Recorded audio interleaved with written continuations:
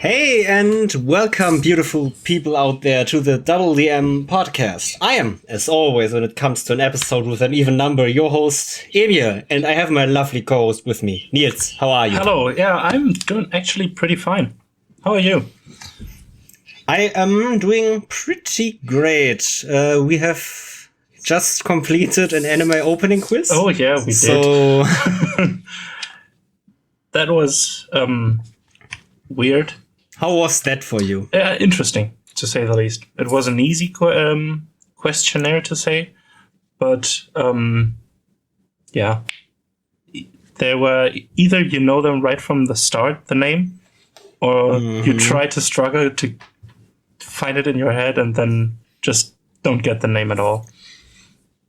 Yeah, that's how these quizzes most of the time work, right? Yeah. There is always this, either you know it because you've watched it and you love it, or you don't recognize it at all because you've either skipped the opening or just didn't think about the anime in any way. Yeah. But enough about anime. Yeah, probably. Let's talk about TTRPGs right now. That's why we're here, I guess. I think we are. Yeah. So. First, before we get into the TTRPG stuff, just a quick weekly recap to say. So, yes. What happened in your week? I had a great session yesterday on Sunday, the 7th of March. It was quite interesting as a session because it was the first session after I've completed one of the chapters in my campaign. We will get into the story arcs and chapters, but I have structured my game in chapters that are where you can't really see the end and beginning of a chapter if I won't tell the players. So they finished a chapter where they were supposed to defend a village from gnolls and raid attacks. And they successfully did that in their last battle against those gnolls, in a big giant battle around the city with some guards from the city watch nearby, from an own trained militia and something. That's where you use the mass combat rules, right? I used the mass combat rules there because I had around 40 units to control on the human side and around 50 on the gnoll side, which I am just incapable of handling. So I used those rules. It was great. They finished it, they beat it, and now they went back to the city of Hofluss, or High Stream, if you wanted to translate it to English, which is just a big city in the mountains. And there they were informed that it seems the borders are closing to the neighboring country of Tierra.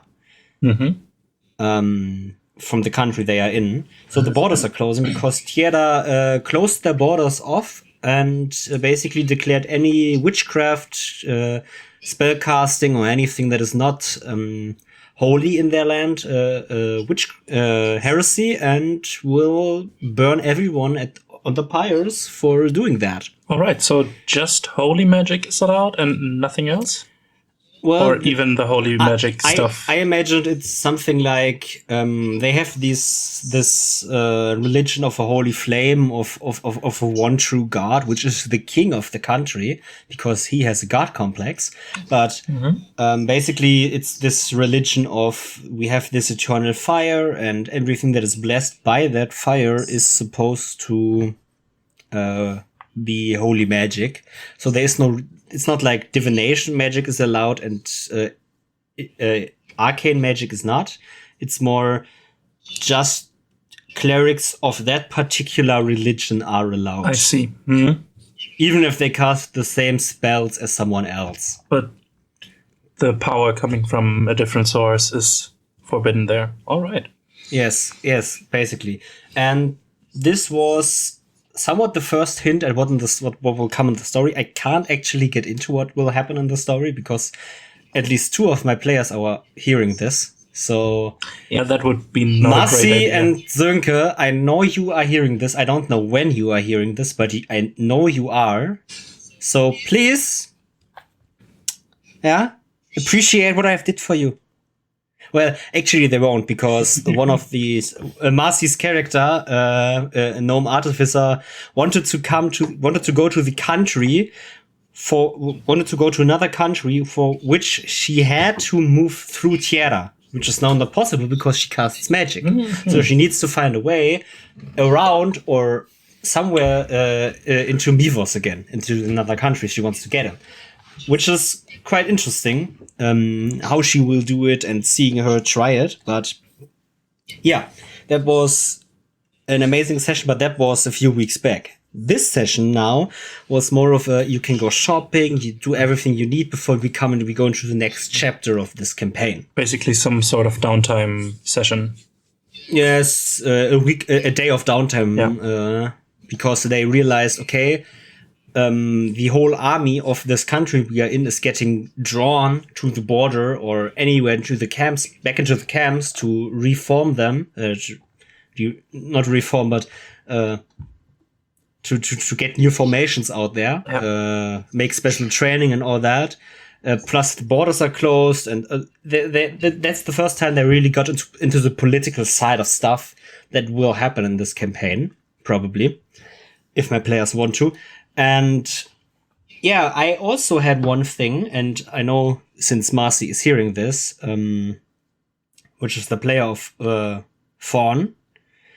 Fawn is a curious little artificer girl, gnome artificer, and she wanted a tarot card reading from the fortune teller in the city, and that was quite fun because obviously we all know vaguely how tarot card reading works. It's stuff. It's stuff that's supposed to help you, right?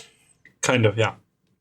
Yeah, you can do whatever you want with it. I'm not saying that it doesn't work or that it does work, but whatever you believe in is probably the best for you. Yeah, and I did that with these special tarot cards. I know the people can't see them, but you can, which are the Shadowrun tarot cards, because I don't have any other tarot cards. I think I used them in a session where we played at your house, where John DM'd.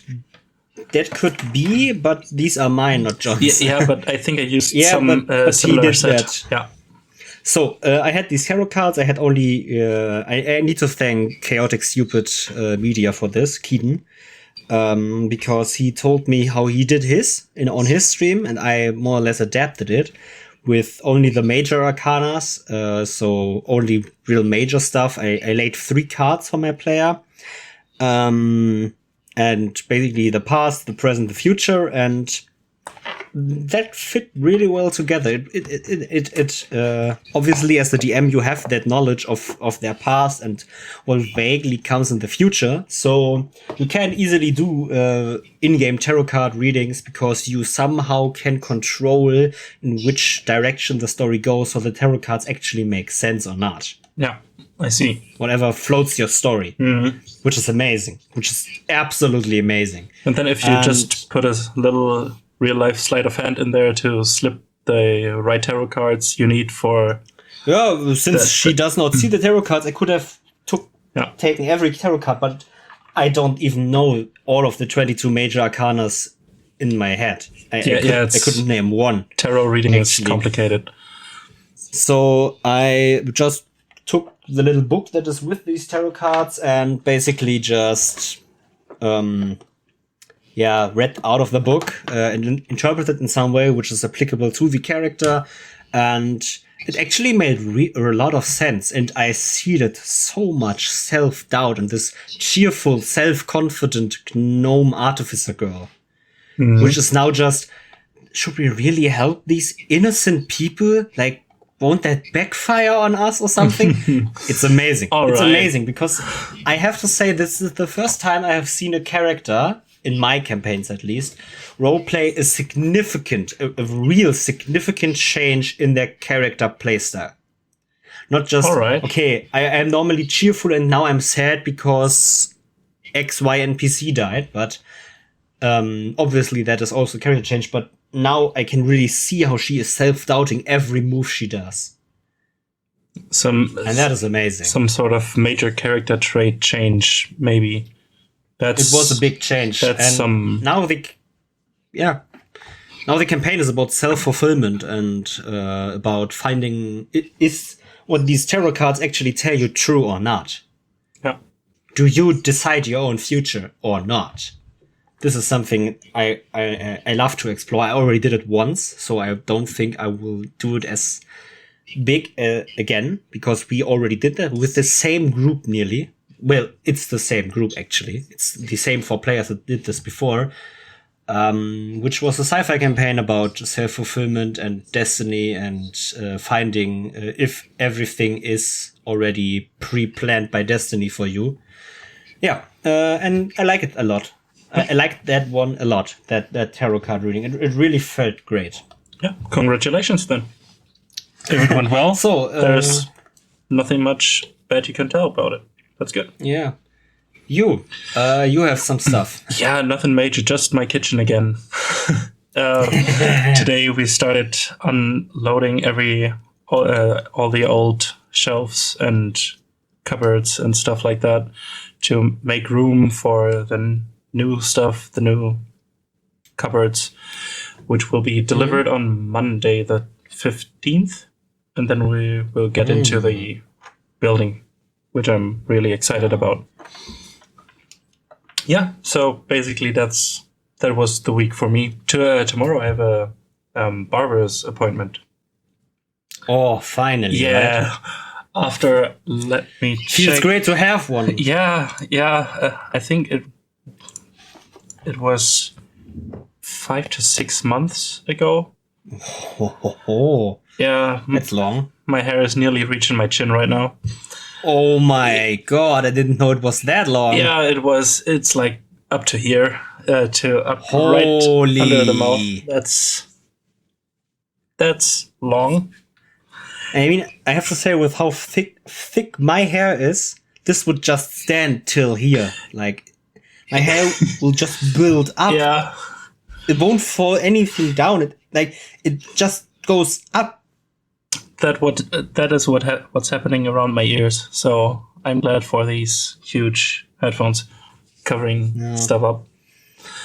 But I have to say, yeah. Oh, no, you. But yeah, well, you can't go out anyway. I wanted to get something into the weekly catch-up, but you should talk. Yeah, that's actually it.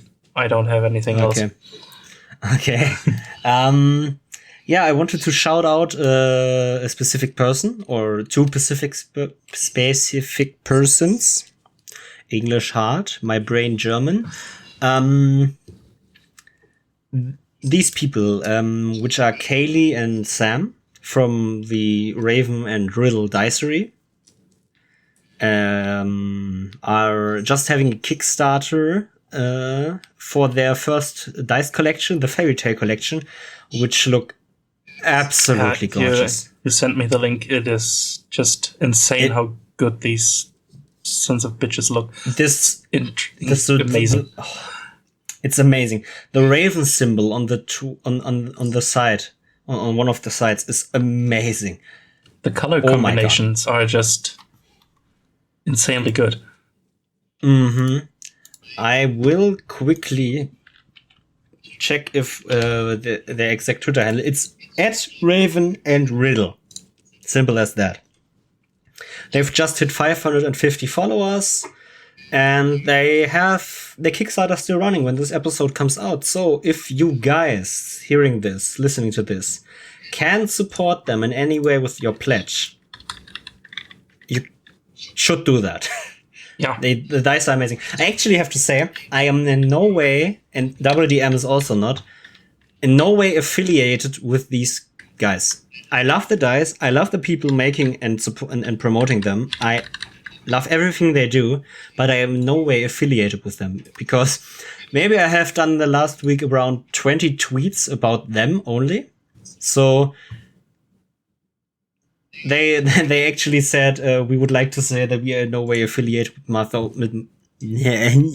with Master Over Space. So just to be sure that no one thinks that I actually receive a payment from them for this. We just admire the dice. That's all. Doing this because I really think they deserve it. Yeah. Yeah. So should we get with that done? Should we get into today's topic? Yes, this topic was decided on Twitter actually. Yeah. In a poll. Story arcs won the poll with 40% of the votes, and homebrew rules coming in with a close second of 36%. It will be going live next week then. Yes, obviously. Yep. So, what is a story arc? Well, it part of your whole story you are crafting with your players together. Not the whole thing as a whole, but the parts that make your campaign a campaign and not just a one-shot or a small adventure. Well, you obviously you also have story arcs in movies and theater shows. So I would say those are one-shots of a campaign, you could say. Yeah. So exactly. A one-shot also has a story arc, right? Yeah, exactly. One story arc, and a campaign has multiple. So the campaign is made out of multiple story arcs, linking somehow together, but it does not have to have multiple. It is at least one story arc in the campaign. Exactly. But it is at max one in a one-shot. Exactly. Because if anyone can put 2 story arcs the complete way into a one-shot of 4 hours, I'm impressed. And I want to know how you did it. And I want to know if it actually was any good. Because that feels like it's not gonna work. Yeah, putting multiple story branches and arcs into a short session of maybe at most 7 hours or 8 hours seems like a lot. Because TTRPGs drag a little more than movies do. Because you have way more freedom as a player to do whatever you want. So it isn't that fast-paced time-wise, but action-wise it can be even faster-paced than a movie. Because some actions like a 20-second combat can drag on for 3 hours, which is awesome stuff. But in world time, it would be like 20 seconds that just took place over 3 hours of your play session. So the real-life time pacing is really stretched, but the in-game time pacing can be a little faster than movies manage to do it. So, let's talk about what is a story arc in the traditional sense of media. Well, I think basically it is you start with it has a start and a finish, of course. You start by if it hadn't a finish or a start. That would be weird. Interesting thing, actually. You could try to. Yeah, you can do that. You could do that with maybe a TTRPG campaign. Yeah, exactly. But the problem is you still need to give your players context of what they are actually doing, which is the introduction again. Exactly. So and the open-endedness is every campaign that has not finished yet. True. Or that has broken apart. It would be a fun challenge actually to do one with no start and or no finish. Would be an interesting challenge. I wouldn't recommend it, but as a fun challenge, if you like to do stuff like that, sure, why not?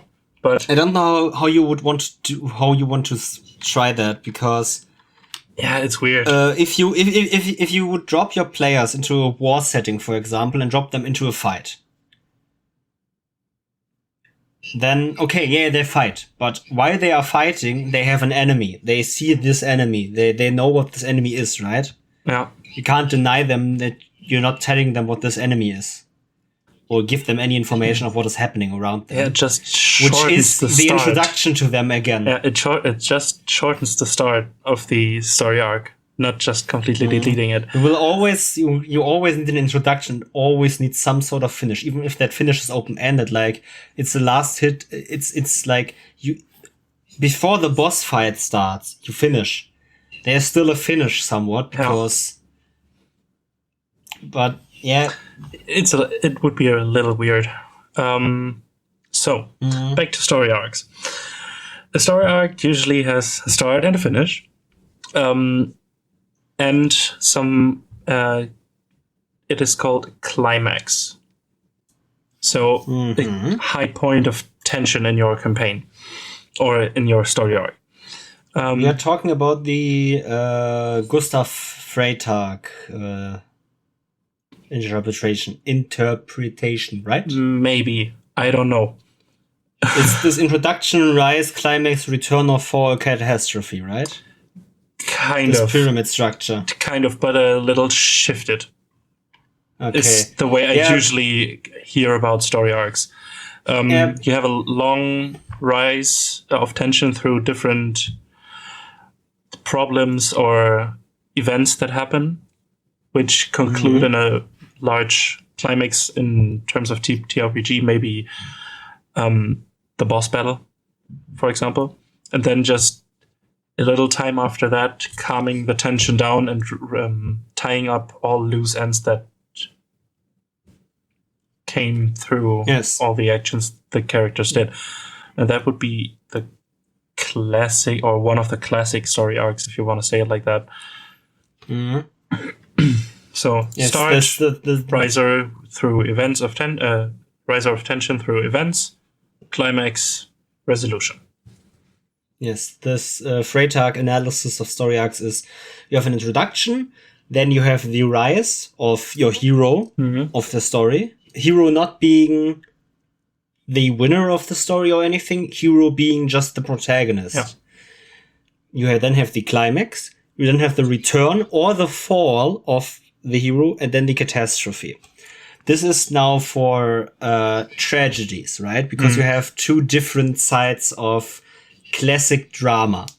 Tragedies and comedies. And this is actually really good how you can also, in my opinion, classify TTRPG campaigns in general. You have the people that really try to play an upbeat kind of game. This is not about role-playing or table feeling, but about what is happening in the game.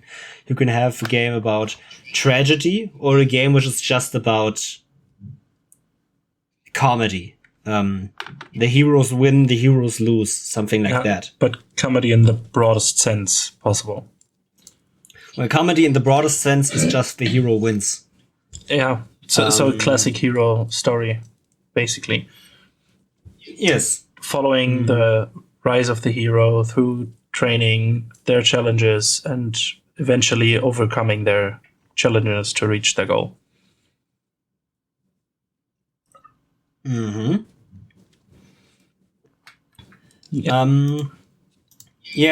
Story arcs, but I think you can do story arcs in any way you want, as long as it's somewhat of this arc structure. So, not arc the game, but arc the geometric shape. Yeah. Not geological, not geographical.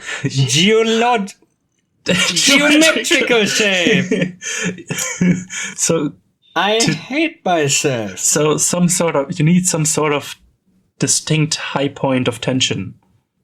I would say during that to make it interesting. You need a point where you start, and that needs to be your, well, not your baseline, but depending on where you want to go after the story arc, you can have the resolute tension a little higher than the starting tension, Obviously. because then you can connect different story arcs to make an overreaching. What you need is you need a high point and you need a low point, and you need to put these points somewhere where they make sense. The low point can be the start, and the high point can actually be the finish.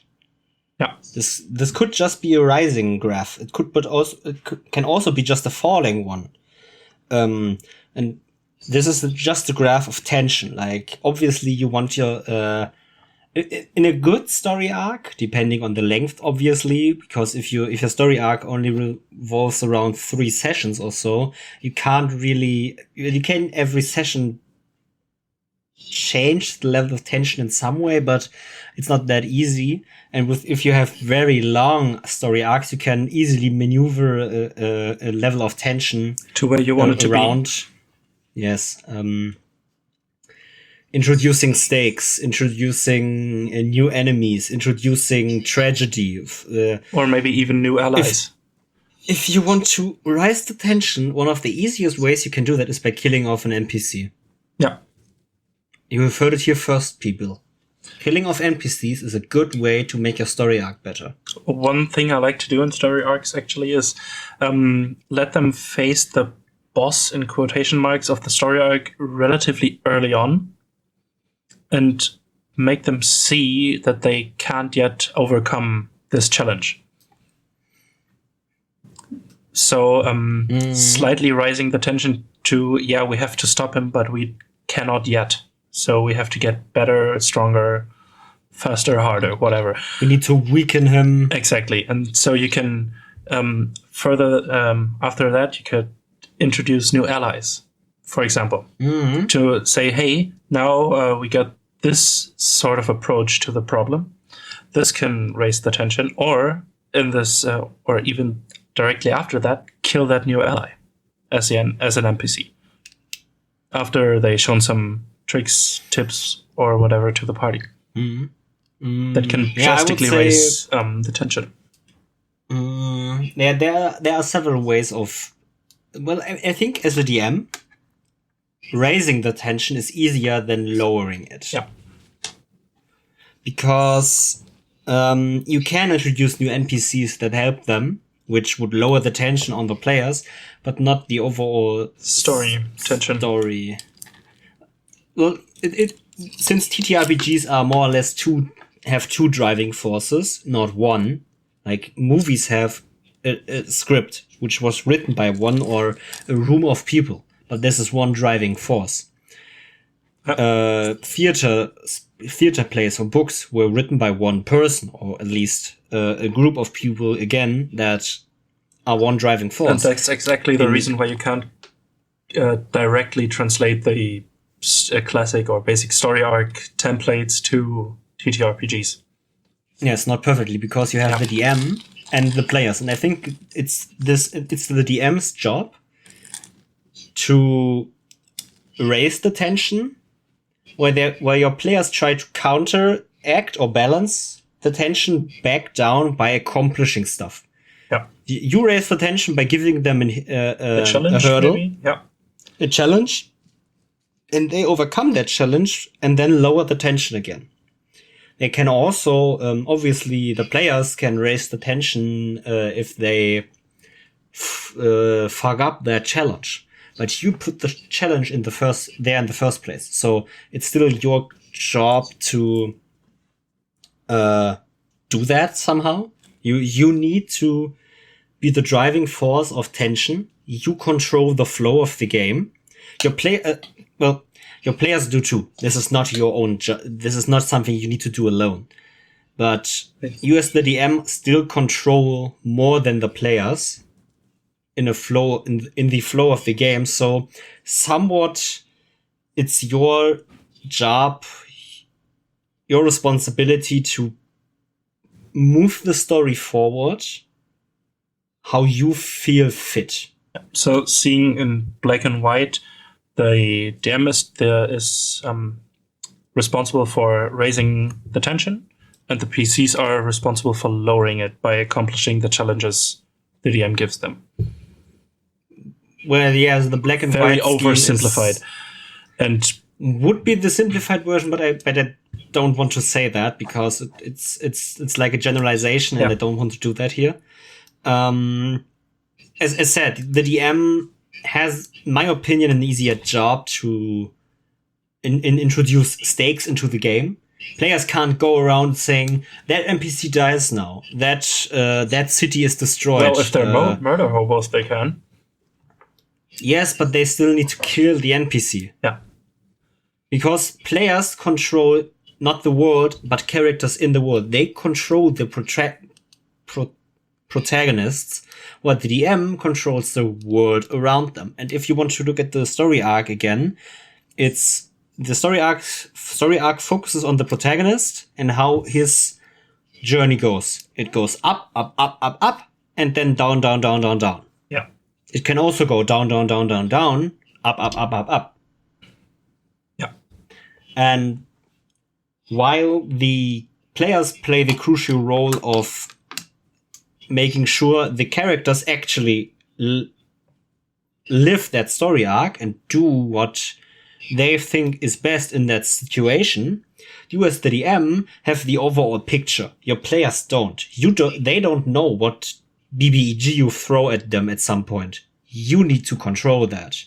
Yeah. You know that. You need to plan that there will be a BBEG, and when he comes or when they come, you need to, before that, have introduced some stakes. Like, okay, we have 3 months until the world is destroyed.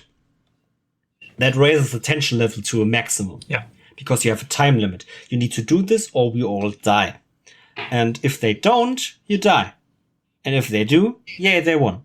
But there needs to be, okay, who destroys the world? Okay, this person.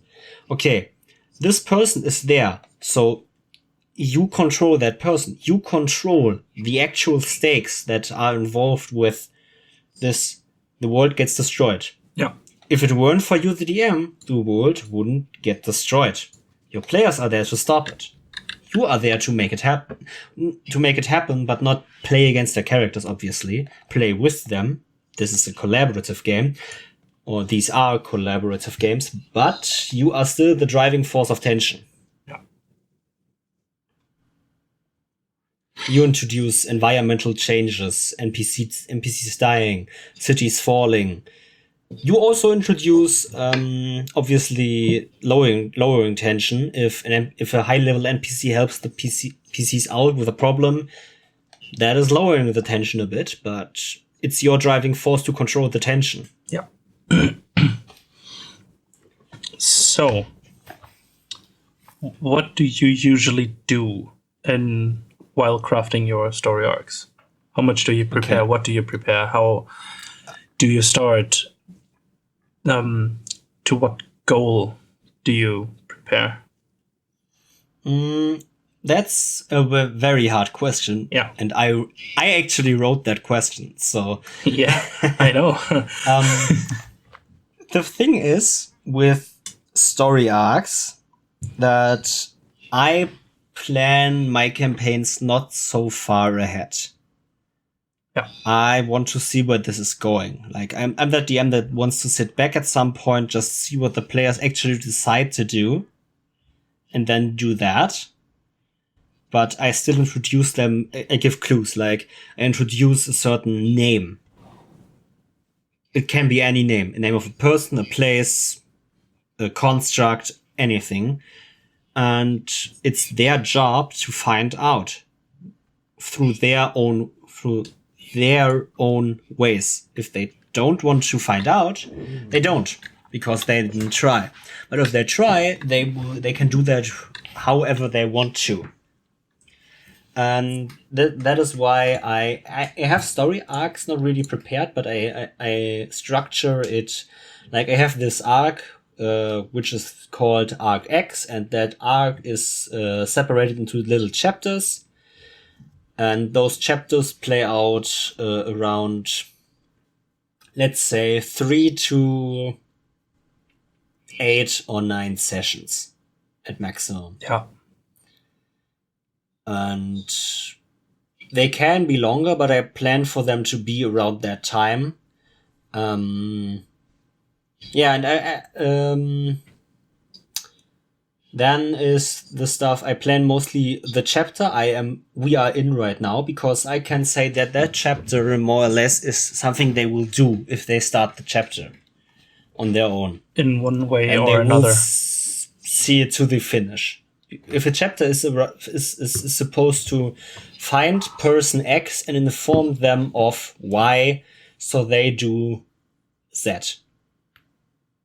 Then, if the players hear this, get this information, and decide to go look for that person, but through the wrong ways, they still have started that chapter of getting to that person, so they will want to try to finish that task they got. Yeah. So I can say the chapter I am in is something I can pre-plan quite good, simply.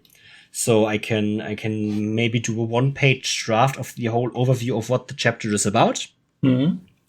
And then when I actually have to play a session, I look into this draft and take out the things that I think will get into this story. And when the chapter really starts and I have to prepare, I write this out and prepare and all that stuff. Yeah. But I don't prepare several story arcs at once. I have a full story in mind, but I would never plan the second story arc before we haven't finished the first or are close to finishing the first. Yeah. Same. You do it no way different, right? I do it similar, but not exactly like it. Okay, what's the changes? I have a broad overarching story for the whole campaign in mind, just broadly, where it is supposed to, or can go several things, or where after several ideas I had maybe could lead, if you know what I mean. And I start by doing, of course, the first story arc, and never multiple story arcs at once. That's just crazy because you can't adapt on what the characters do. And that's exactly the reason why you can translate the basic story arc template to the TTRPGs, because you are not the DM is not the only driving force, as you mentioned. First of all, I set a theme for the story arc, like horror or political, classic comedy or tragedy, something like that. Then I start by crafting a goal what the party is supposed to achieve, and find a general setting where it is supposed to take place. After that, I start crafting ideas for the climax, on what type of climax I want, in unison with the theme of the campaign or story arc in this case. Then I make some notes about the villain, the BBEG of the story arc, and maybe give him some allies for this master villain to say. So he has a little more options to interact with the world around the characters. Okay. And I always like to put in some prophecies or omens which hint at where it is supposed to go, like the tarot card reading is a great way to do that. I think that's typical DMing, Yeah. right? You always want to foreshadow your players because it's such a great tool because you can. Yeah, and it raises the tension like crazy if they hear a name once. They just don't think about it that much. But if you mention this name maybe once or twice in about little weird or dangerous topics, they just start thinking about it and never can let go of that name. So it raises the tension and driving them to ask, why is this name coming up so often? So often in quotation marks, of course. Then I like to add a weakness to the master villain to give the players the better chance if they find that weakness to defeat him. And maybe 2 or 3 extra things I like to do. Sometimes I add red herrings to the story. To maybe set them in the general direction, but slightly to an angle where it won't lead to where they need to be to fulfill their story. Not story breaking, of course, but just if they follow that lead too much, it gives them a disadvantage in the climax, basically. That's interesting. Yeah, then I like to add some sort of moral quandary. Start talking. Wait, let me check my notes really quick for the campaign I plan.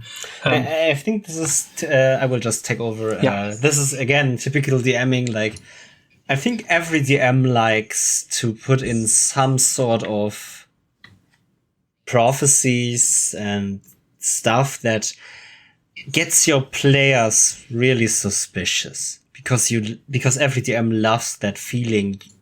In general, yeah. DMs love it if they spur emotions in their players, right? You want to get any kind of reaction for anything you do. So if you make a shocking reveal, you want your players to be shocked. If you make a funny joke, you want your players to laugh. If you do a terrifying introduction, you want your players to feel a little scared. Maybe even petrified, some sort of. Yes, you. For example, I did this once. I had this cultist, really extremist, and one of my players actually broke immersion while talking and saying, "This is way too real. This is way too real for me. I need to break this now because I actually am forgetting that I'm playing a character and not myself talking to an extremist." Damn. And that is, and I actually know that this person is also hearing this podcast and listening to this. So, hi. How are you? Yeah, but getting that sort of reaction to what you are crafting with your players is just awesome. It's why we do this. Yeah, exactly. It's why I do this to when I see the faces, the reactions, that is something that actually makes these games so incredible for me, because these are my friends. These are people I love. These I want to see them show real emotion for something I did. Or we did together, obviously. Yeah. So, your notes. Yeah, I found it. Perfect. For example, in this campaign, I hope they are not listening yet, or maybe they forget when we get to that point. I hope so. But I will create 2 NPCs, which help the party here and there sometimes. And then I will give the party a problem with basically 2 solutions. For each solution, one of the NPCs would be perfect. They have to choose to which NPC they go to, and the other isn't willing to help the PCs anymore because he feels not respected the way he should be after helping them so many times. So they basically have to choose which NPC ally they lose. That is nasty. Hard. That's nasty. Cruel. Yeah. You motherfucker. Yeah, we haven't gotten to my last trick I like to use. It's some sort of cruel trick or a twist. This person is actually the cruel one out of the 2 of us. Yeah. Not me. Sure. He is. For example, you heard it here first. In this campaign, or in this story arc, the villain is somehow related to one of the characters. No, yeah. You did not do that. You bet you're right. Why would you do that? Because I got the backstory notes from 3 of my group, and they all had like 3 to 4 missing persons in their backstory. I couldn't let that opportunity go. Sorry. And people think I'm the cruel one out of the two of us. Actually think that I am the cruel one. Actually think I am... Yeah, choke on that, motherfucker. That is all your players. Yeah. Tears. Yeah, but... Drinking... That's okay.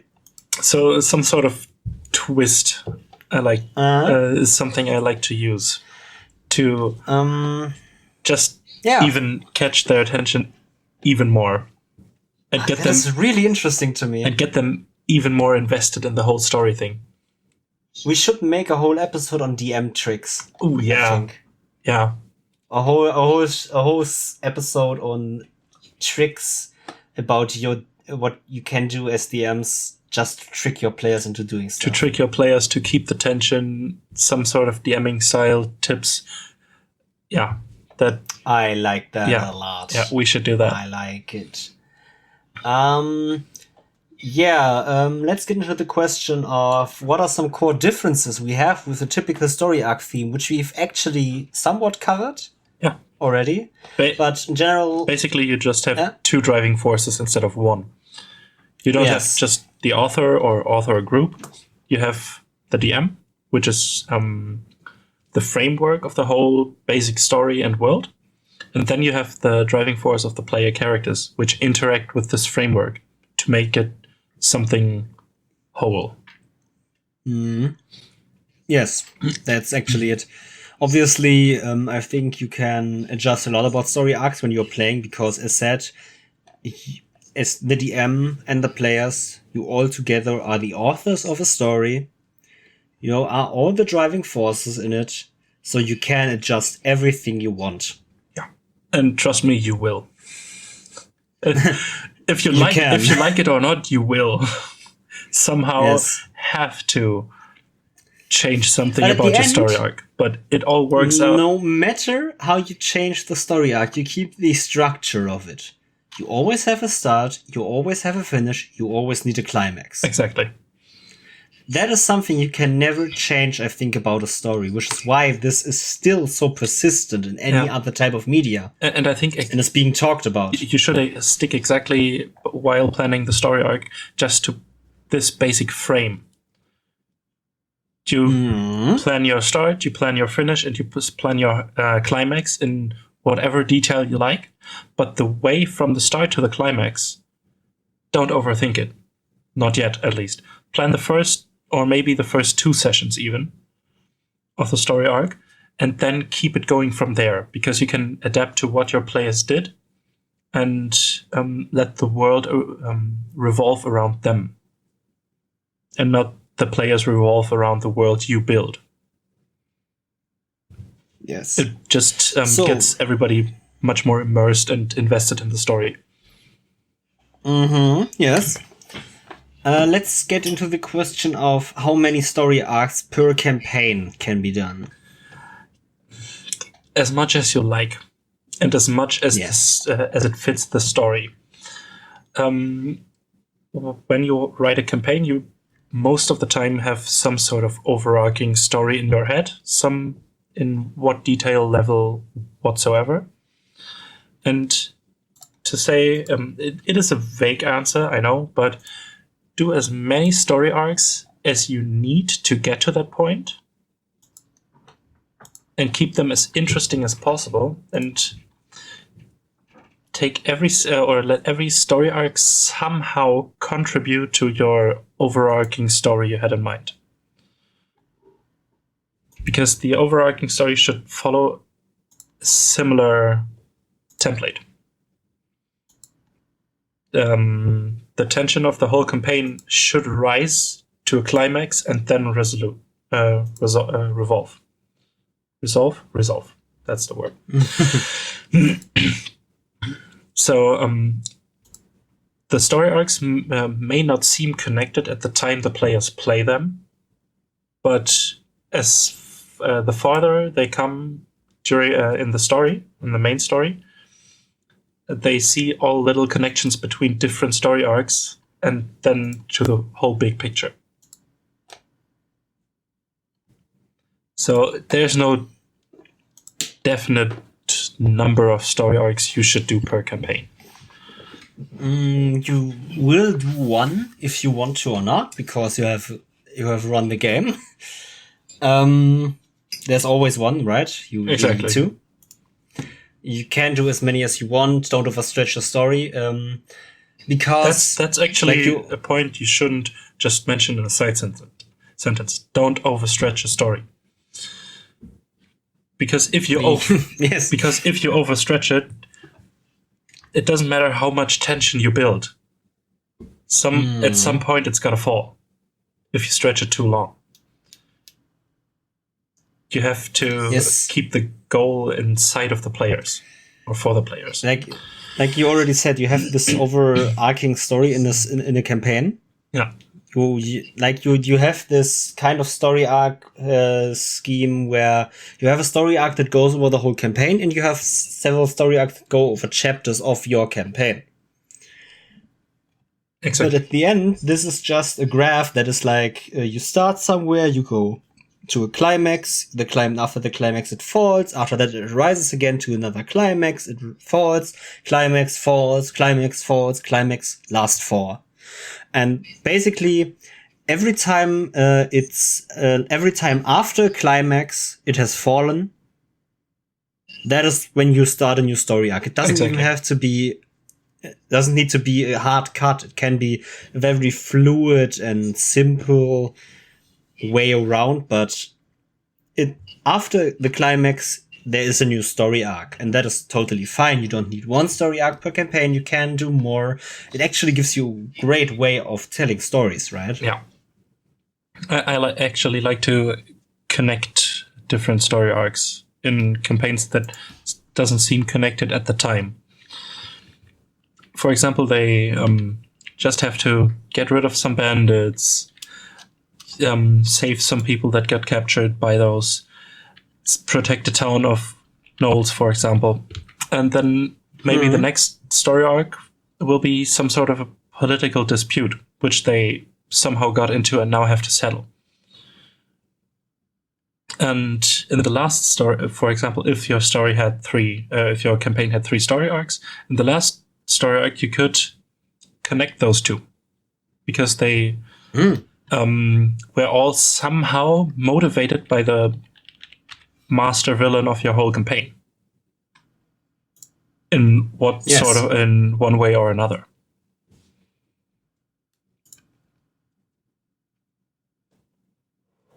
That is totally correct. Yeah. Yes. We talked also about pacing already. Yeah. A little bit. Pace your story correctly. There's actually not real advice I can give you, because it's very player dependent. Maybe you have players that love to go on shopping trips for 3 hours in your sessions and don't do anything else. So that is also something that is important in pacing. If you have players that don't want to do that and just say, we buy this stuff and you do this out of a session, they do it over the week or something, then that is also pacing.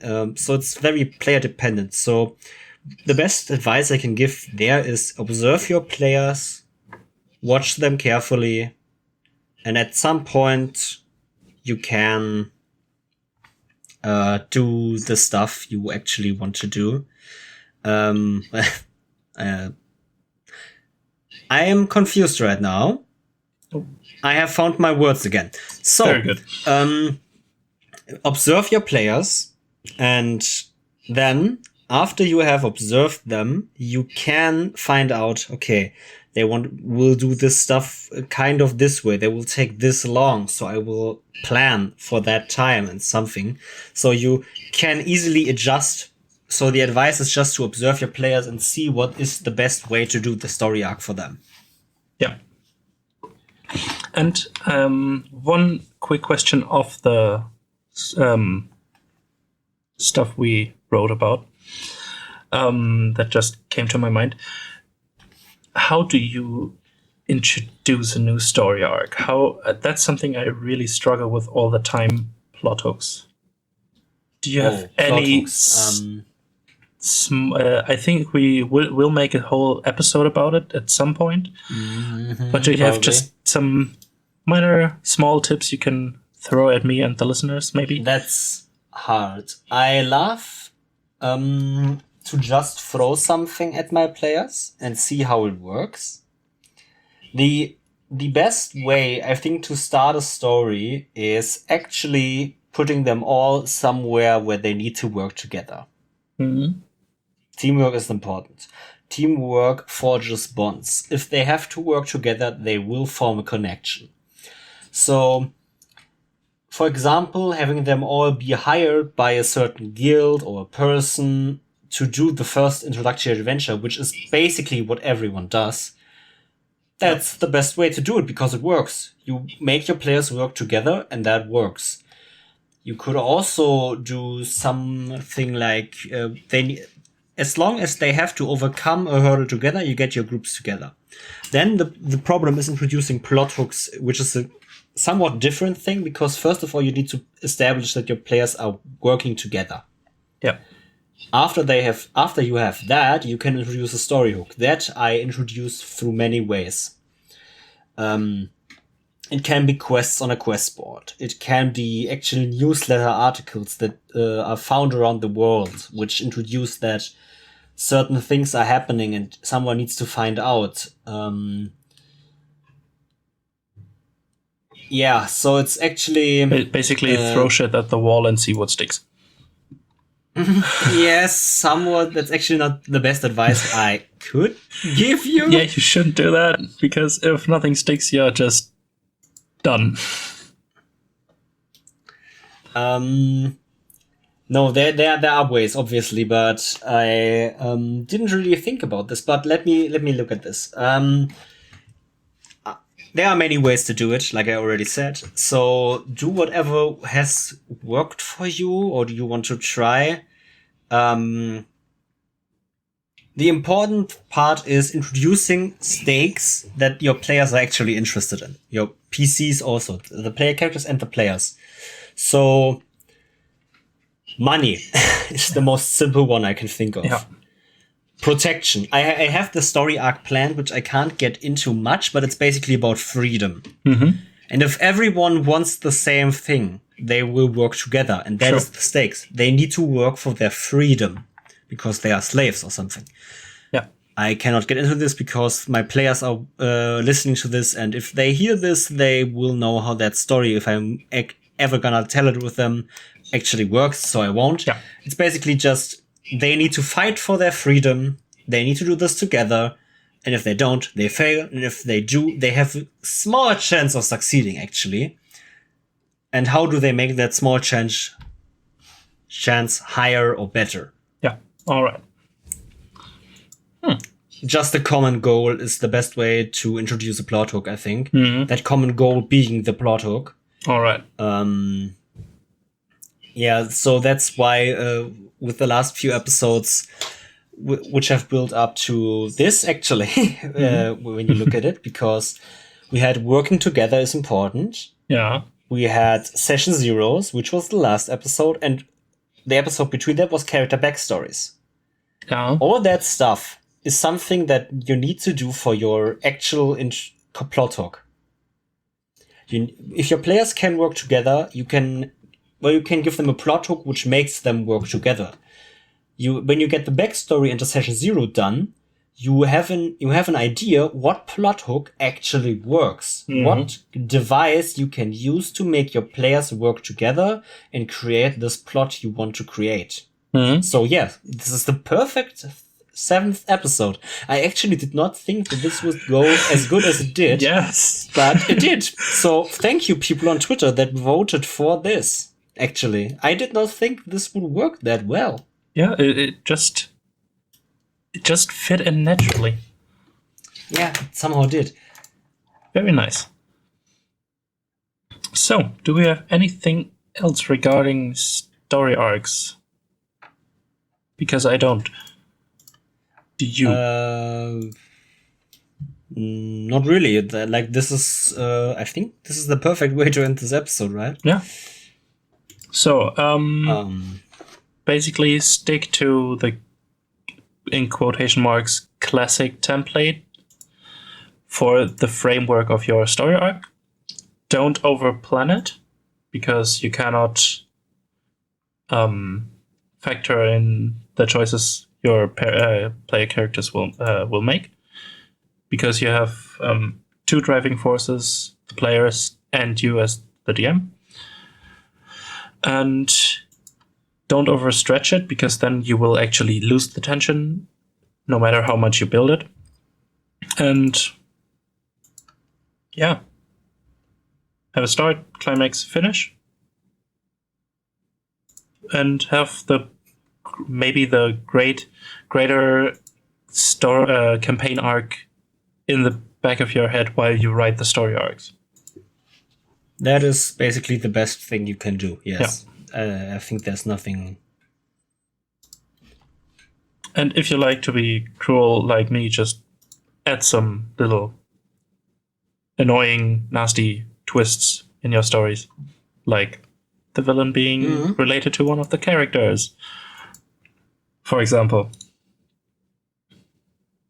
Yeah. Basically that, yes. So, this was the 7th episode of DoubleDM Podcast. I hope everyone listening to this enjoyed the episode. I hope you enjoyed the episode. I did. I hope you did too. I did as well. It was a very fun one. I want to shout out the Beige Gang and Hope for TTRPGs, because I need to do this every episode, it seems to me. Yeah, and thanks for connecting all the beautiful people on this Discord server, for example. It is just I think awesome. Hope knows how much I love her for that, but I still need to shove it down her throat every time I get the possibility to. So thank you, Hope, for everything you've done.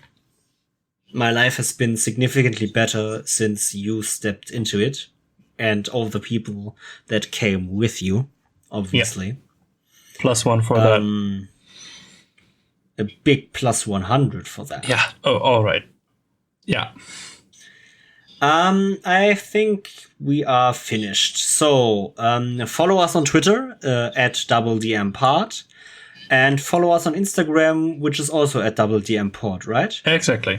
It's basically always the same.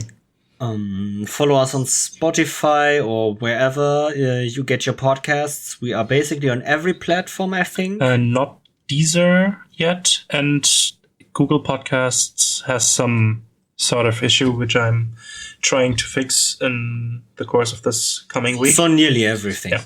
And I'll try to add it to Deezer Podcast we will as get well. That but done. But it will take mostly where you find podcasts, we are to be found. Anchor, Apple, Spotify.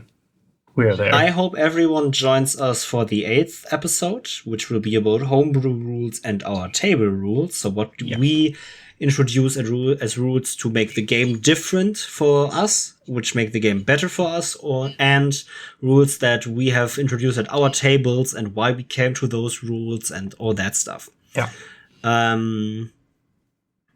So we are finished. So I would say thank you everyone for listening. Thank you for joining. Stay awesome, and we will see you guys next week. Have a nice evening or day or whatever. Have a nice day. See you then. Whatever. Bye-bye. Bye.